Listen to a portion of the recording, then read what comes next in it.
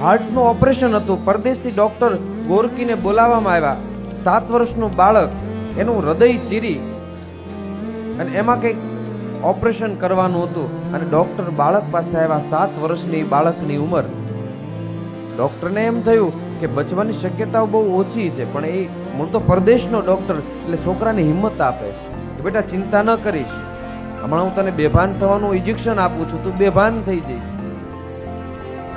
અને બેટા તને ખબર ન પડે એમ તારી છાતી ચીરી અને અંદર તારા હૃદય સુધી જઈશ અને હૃદયને હું ચીરી નાખીશ અને એમાંથી તારી જે ફોલ્ટ છે, જે તકલીફ છે, જે દુખાવો છે બેટા દૂર કરી દઈશ. કઈ ચિંતા જેવું નથી. હિંમત આપે છે.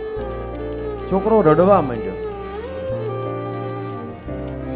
ડોક્ટર હિંમત આપે, બેટા ચિંતા કરવા જેવું નથી. ત્યારે આ દેશનો 7 વર્ષનો દીકરો એમ બોલ્યો કે ડોક્ટર સાહેબ, મને ઓપરેશનની બીક નથી, મારી છાતી ચીરાય એનીય મને ડર લાગતો નથી, મારું હૃદય ચીરાય એનોય મને ડર લાગતો નથી, પણ મારા દાદીમાં એમ કીધું હતું કે મારા હૃદયમાં, હરેક વ્યક્તિના હૃદયમાં રામ વસે છે. ડોક્ટર સાહેબ, ઓપરેશન કરતા કરતા મારો રામ વહી ન જાય, જોજો તમે.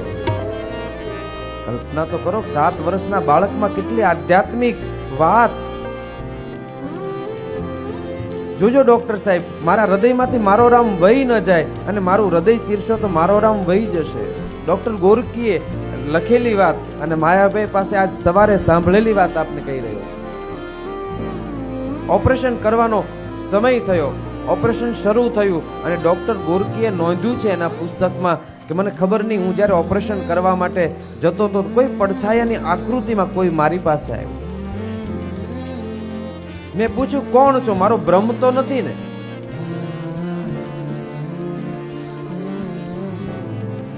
એને પડછાયે કે જવાબ આપ્યો, હું બાળકના હૃદયમાં રહેલો હું રામ છું. ડોક્ટર તો પ્રયાસ કરે છે પણ આ બાળક બચવાનો નથી, એનું આયુષ્ય પૂરું થયું છે, એને હું લેવા માટે આવ્યો છું. ડોક્ટરને ચેલેન્જ લાગી. એક બાજુ ધર્મ છે, એક બાજુ શ્રદ્ધા છે અને એક બાજુ પોતાનો વ્યવસાય એટલે કે ધંધો છે. આમાંથી કોને પસંદ કરવું? અને ડોક્ટરે પસંદ કર્યું કે ઈશ્વરે જે પણ નિર્માણ કર્યું હોય, હું તો ઈશ્વરવાદમાં માનનારો માણસ નથી, પણ મારે કર્મ કરવું જોઈએ અને સત્યતાથી કર્મ કરવું જોઈએ. એ દીકરાનું ઓપરેશન. 4 કલાક પછી દીકરો ભાનમાં આવ્યો. ડોક્ટર એની માથે ને માથે ઊભા છે. 4 કલાક પછી દીકરાએ આંખો ખોલી અને આંખો ખોલ્યા પછી પહેલો શબ્દ એ 7 વર્ષનો દીકરો બોલ્યો કે ડોક્ટર સાહેબ, તમે મારા રામને જોયો? ડોક્ટરે સત્ય સ્વીકારવું જ રહ્યું કે હા, મેં તારા હૃદયમાં રહેલા રામને મેં જોયો. સાહેબ આટલું બોલ્યા હતા એની આંખ વિચાઈ ગઈ છે. તમે કલ્પના કરો કે આપણા હૃદયમાં રામ જો વસતો હોય અને હૃદયમાં આપણે કેટલું ભરીને બેઠા છે, કેટલું ભરીએ હૃદયમાં, કેટલું ખોટું બોલીએ, કેટલાનું ખોટું કરીએ, ખબર નહીં કેટલું કરીએ.